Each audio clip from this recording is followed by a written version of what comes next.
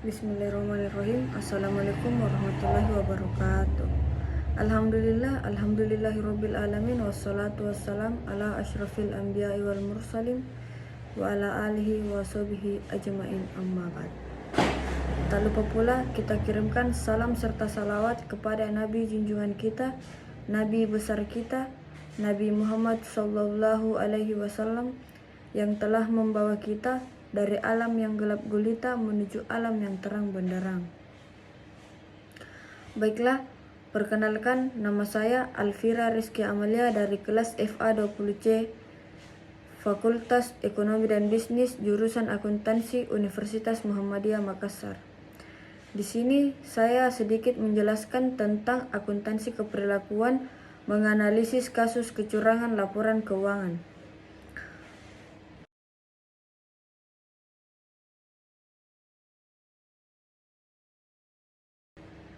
Kasus dan analisis Steinhoff International Holdings N.V.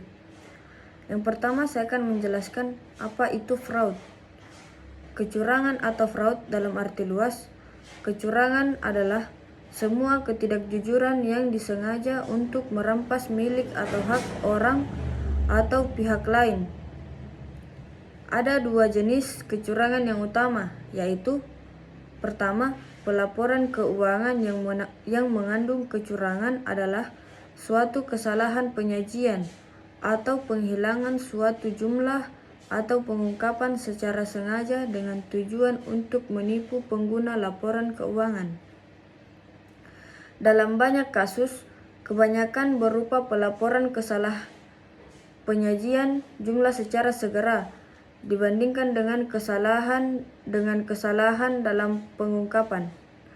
Kemudian yang kedua, perlakuan tidak semestinya terhadap aset adalah kecurangan yang menyangkut pencurian aset entitas.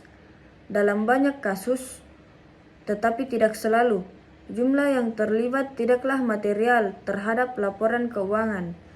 Namun demikian, pencurian aset entitas seringkali memprihatinkan manajemen, walaupun jumlahnya tidak material, karena pencurian yang terjumlah kecil bisa dengan mudah berkembang menjadi besar sepanjang waktu. Di sini saya menampilkan profil perusahaan Steinhoff International Holdings N.V. Steinhoff International Holdings N.V. adalah perusahaan manufaktur, sumber daya, dan penjual furnitur, barang-barang rumah tangga, barang kebutuhan umum, dan produk otomotif di Eropa, Australia, Amerika Serikat, Afrika, dan Selandia Baru. Perusahaan ini didirikan pada tahun 1964 oleh Bruno Steinhoff di Jerman. Pada tahun 1997, Steinhoff mengakuisisi 35% Goma-Goma yang berbasis di Afrika Selatan dan melakukan merger pada tahun berikutnya. Perusahaan kemudian memindahkan kantor pusatnya ke Afrika pada tahun 1998 karena tertarik oleh biaya produksi yang rendah dan go publik di Bursa Efek Johannesburg pada tahun yang sama.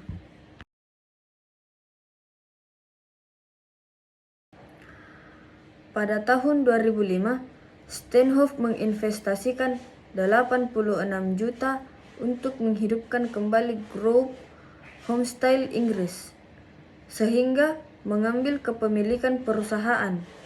Pada tahun 2011, Steinhoff membeli Confarma, pengecer perabot rumah tangga terbesar kedua Eropa, dengan lebih dari 200 toko di Prancis, Spanyol, Swiss, Portugal, Luksemburg, Italia, dan Kroasia. Menghabiskan 1,2 miliar untuk memindahkan listing utamanya ke Bursa Efek Frankfurt dan mendirikan perusahaan induk Belanda yang berbasis di Amsterdam. Namun, manajemen tetap berada di Afrika Selatan.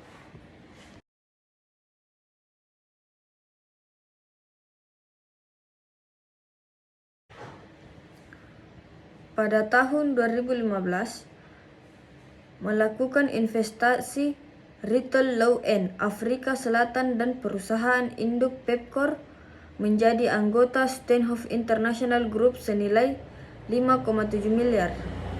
Pada Juli 2016, jaringan retail diskon Inggris Poundland menerima tawaran pengembalian Steenhoff sebesar 597 juta, kemudian ditingkatkan oleh Steenhoff menjadi 610 juta pada Agustus 2016. Pada Agustus 2016, Steenhoff mengumumkan rencananya untuk membeli mattress firm yang berbasis di Amerika Serikat senilai 3,8 miliar. Menurut informasi, usaha retail Steenhoff telah menjangkau lebih dari 30 negara dengan kurang lebih 6.500 outlet dengan 40 merek yang berbeda dan memperkerjakan sekitar 90.000 karyawan, di mana sekitar 60% pendapatan Steenhoff juga mulai merambah pasar Amerika Serikat pada pertengahan 2016.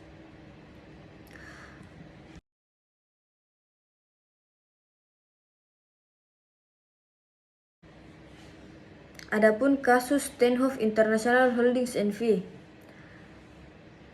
Pada bulan Desember 2017, Komite Tetap Keuangan dari Parliament of the Republic of South Africa menyatakan dan menyuarakan agar dilakukan investigasi kepada perusahaan Steenhoff oleh badan yang berwenang termasuk Financial Service Board atau FSB dan South Africa Reserve Bank atau SARB.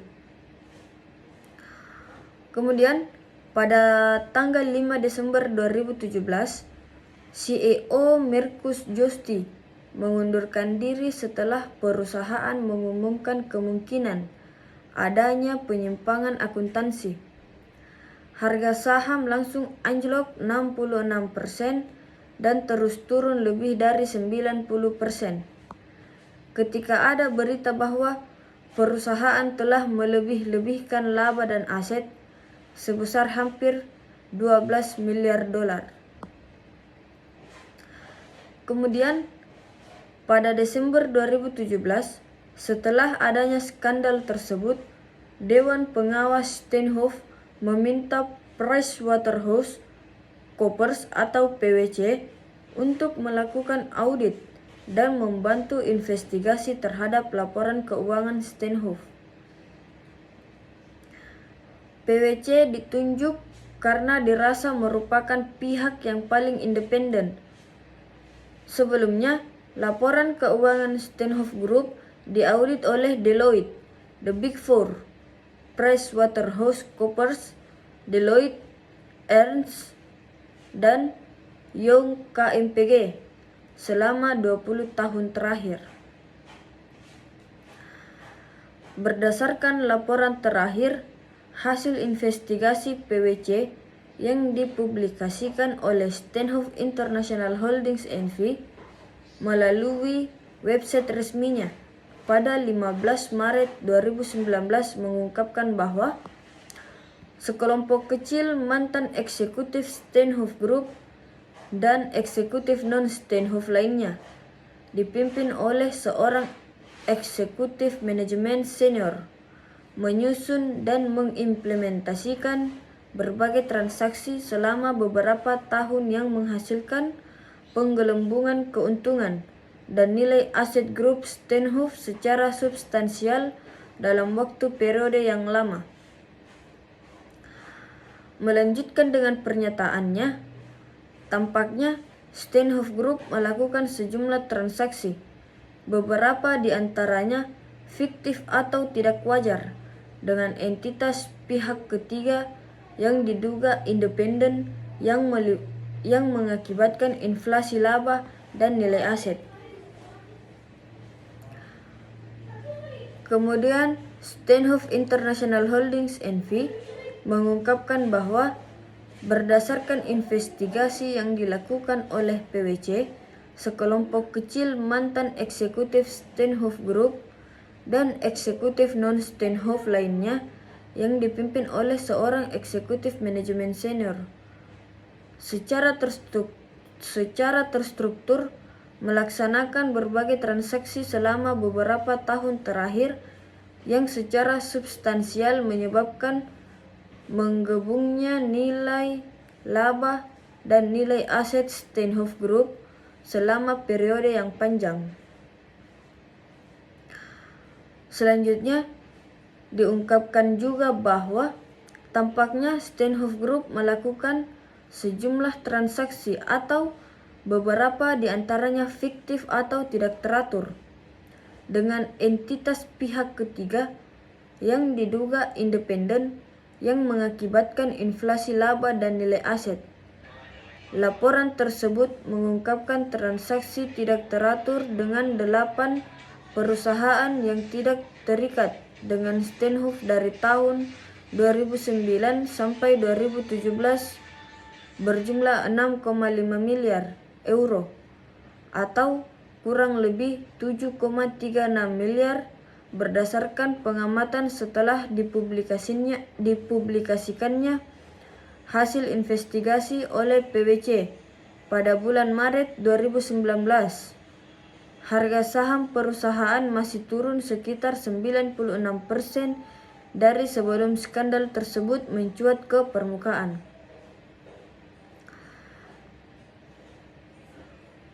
Skandal akuntansi tersebut yang menimpa Steenhoff tersebut juga turut menyeret salah satu The Big Four auditors, yaitu Deloitte, yang telah mengaudit laporan keuangan Steenhoff selama 20 tahun terakhir. Deloitte dituduh sebagai seriously failed untuk memenuhi tugasnya sebagai auditor dengan memberikan opini berisi pada laporan keuangan Steenhoff untuk 2016, yang akhirnya berdampak pada terkuaknya penyimpangan akuntansi pada Desember 2017 yang menyebabkan kerugian miliaran euro. Kemudian adapun pihak yang terlibat, investigasi dari PwC menemukan adanya komunikasi yang menunjukkan eksekutif senior memberi perintah ke eksekutif di bawahnya untuk melakukan beberapa tindakan kecurangan, dan juga sebagian lagi dibantu oleh orang perusahaan. Individu yang terlibat ada 7. Yang pertama, Markus Josti, the ex-CEO of Steenhoff. Yang kedua, Siegamar Skemp, mantan direktur Steenhoff. Yang ketiga, Dirk Schreiber, berkebangsaan Jerman dan mantan kepala keuangan Steenhoff Eropa. Yang keempat, Georg Alam Evans, direktur Champions Capital SA yang berbasis di Jenewa. Yang kelima, Ben I.A. Grants, mantan kepala keuangan Steenhoff. Yang keenam, Stefan Grobler, mantan sekretaris perusahaan Steenhoff. Dan yang terakhir, David Romano dan Gilles Noel Pasquier, yang juga terdaftar sebagai bagian dari Champion Capital. Kemudian entitas grup Steenhoff yang terlibat ada 3. Yang pertama, The Champion atau Fulcrum Group. Yang kedua, The Talgorod Group. Dan yang ketiga, The Tage Group. Selain itu, ada entitas korporasi lain yang teridentifikasi melakukan praktik penggunaan entitas yang serupa dan mengubah nama perusahaan, yang mengakibatkan kebingungan di antara entitas. Temuan dan dampak dari kasus Steenhoff.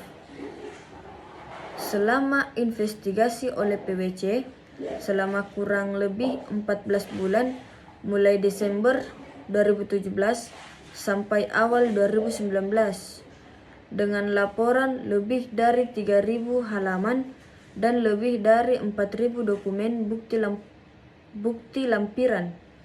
Ditentukan bahwa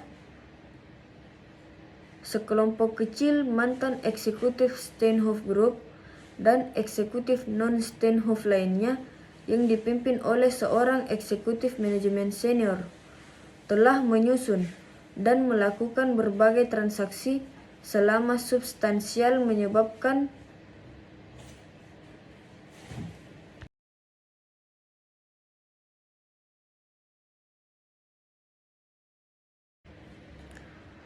sekelompok kecil mantan eksekutif Steenhoff Group dan eksekutif non-Steenhoff lainnya yang dipimpin oleh seorang eksekutif manajemen senior telah menyusun dan melakukan berbagai transaksi selama beberapa tahun terakhir, yang hasilnya secara substansial menyebabkan meningkatkan nilai laba dan nilai aset Steenhoff Group selama periode panjang.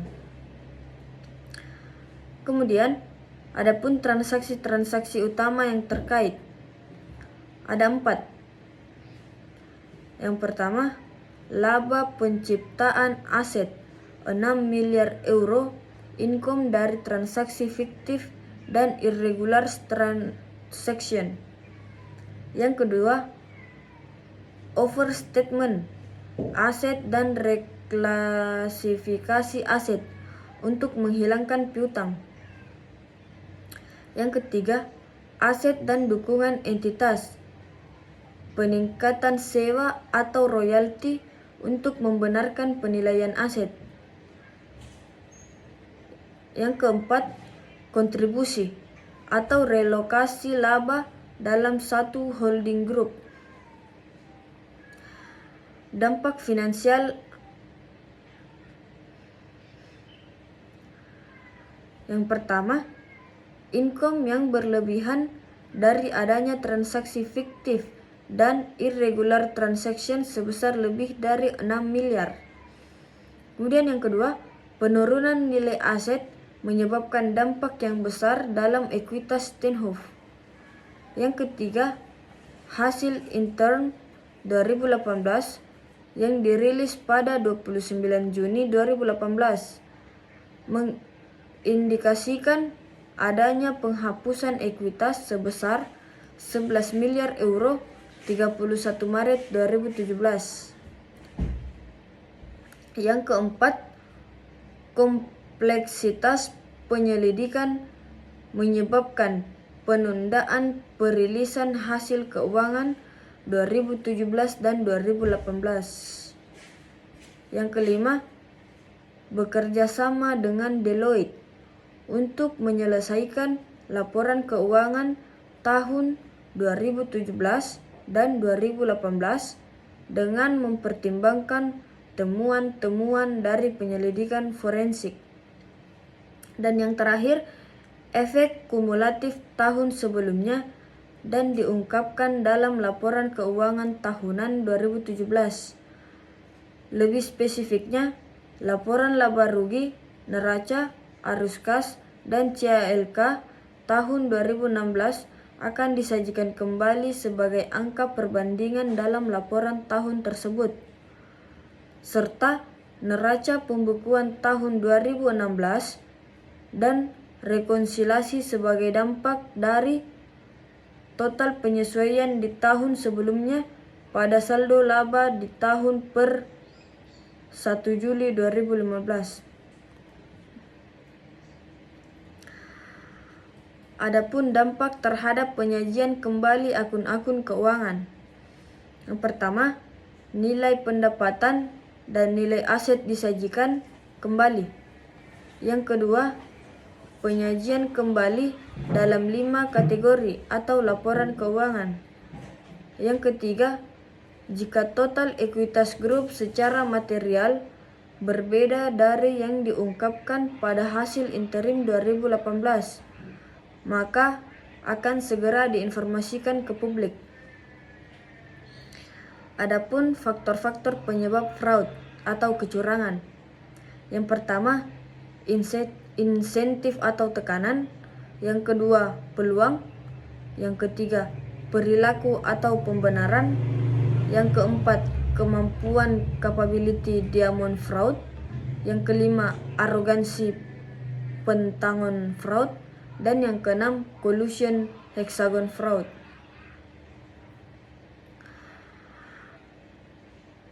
Adapun penyelesaian kasus.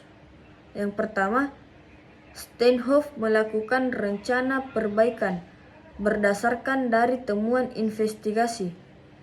Yang kedua, tujuan rencana perbaikan adalah untuk meningkatkan tata kelola dalam perusahaan. Yang ketiga, memilih kepala bagian pengendalian dan penilaian risiko. Yang keempat, fokus dari rencana, antara lain tata kelola perusahaan. Yang kedua, remediasi penyimpangan akuntansi, ketidakpatuhan hukum dan peraturan, serta penyelewengan. Kemudian, analisis dan penilaian investigasi. Yang kelima, Dewan memutuskan untuk mengajukan tuntutan hukum terhadap pihak-pihak yang bertanggung jawab. Langkah selanjutnya yang diambil untuk menyelesaikan kasus tersebut. Yang pertama, 1. Melanjutkan untuk mempertimbangkan isi laporan PwC. Yang kedua, transaksi diperlakukan dengan tepat dalam penyusunan laporan keuangan perusahaan. Yang ketiga, mengejar pemulihan kerugian yang terjadi dan kerusakan yang diderita. Yang keempat, pendampingan penuh dan kerjasama dengan investigator serta regulator. Yang kelima, finalisasi dan implementasi rencana perbaikan. Yang keenam, berkomunikasi secara rutin dengan publik tentang perkembangan perusahaan. Yang ketujuh, mempertimbangkan opsi dalam litigasi terhadap perusahaan. Dan yang kedelapan, meninjau temuan dan menyelesaikan lingkup investigasi selanjutnya.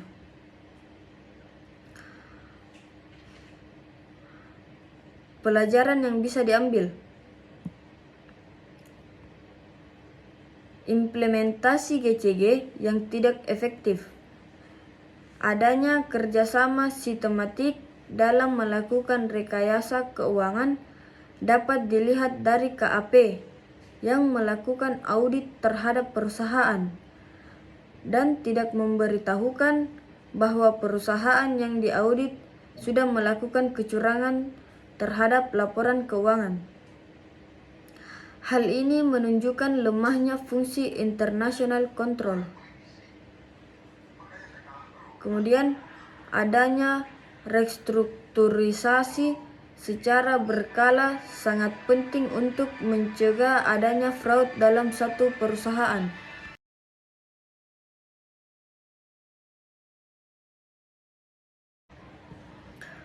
Kemudian, hal-hal penting. Pertama, membangun kultur perusahaan yang baik dengan mengutamakan integritas, etika profesi, dan kepatuhan pada seluruh aturan, baik internal maupun eksternal, khususnya tentang otorisasi. Yang kedua, mendahulukan kepentingan publik daripada kepentingan pribadi. Yang ketiga, dalam merekrut karyawan harus memilih yang berintegritas dan memiliki moral yang baik, dan pentingnya integritas yang baik bagi kelangsungan perusahaan. Yang keempat, melakukan review atau evaluasi sistem pengendalian internal perusahaan. Yang kelima, corporate governance dilakukan oleh manajemen yang dirancang dalam rangka mengeliminasi atau setidaknya menekan kemungkinan terjadinya fraud. Corporate governance meliputi budaya perusahaan, kebijakan-kebijakan, dan pendelegasian wewenang. Yang keenam, transactional level control process yang dilakukan oleh auditor internal. Pada dasarnya adalah proses yang lebih bersifat preventif dan pengendalian yang bertujuan untuk memastikan bahwa hanya transaksi yang sah mendapat otorisasi yang memadai yang dicatat dan melindungi perusahaan dari kerugian. Yang ketujuh, investigasi yang dilakukan auditor forensik. Dalam perannya auditor forensik yaitu menentukan tindakan yang harus diambil terkait dengan ukuran dan tingkat kefatalan fraud, tanpa memandang apakah fraud itu hanya berupa pelanggaran kecil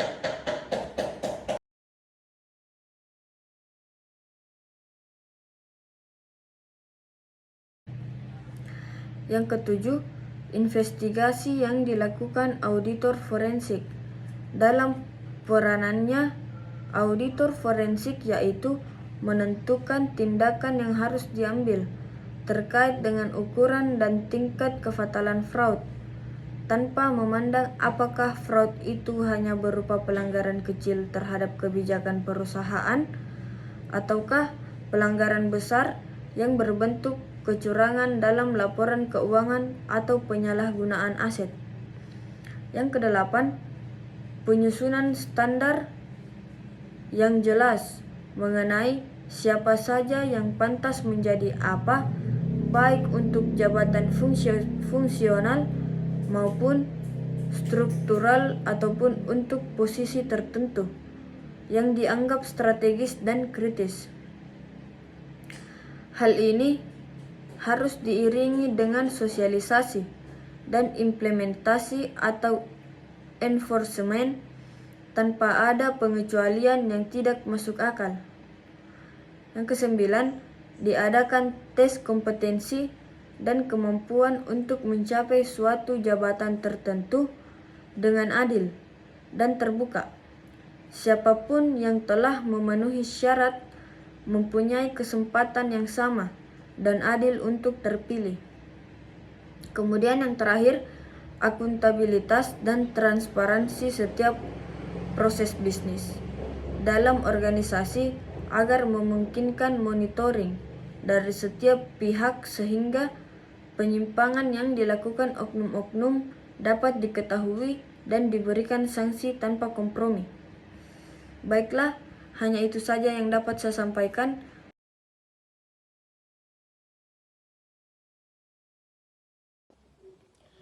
Jadi, kesimpulan yang dapat saya ambil dari kecurangan tersebut yaitu kecurangan dalam arti luas. Kecurangan adalah semua ketidakjujuran yang disengaja untuk merampas milik atau hak orang atau pihak lain. Jadi, hanya itu saja yang dapat saya sampaikan. Lebih dan kurangnya mohon dimaafkan. Billahi fi sabilil haq fastabiqul khairat. Assalamualaikum warahmatullahi wabarakatuh. Terima kasih.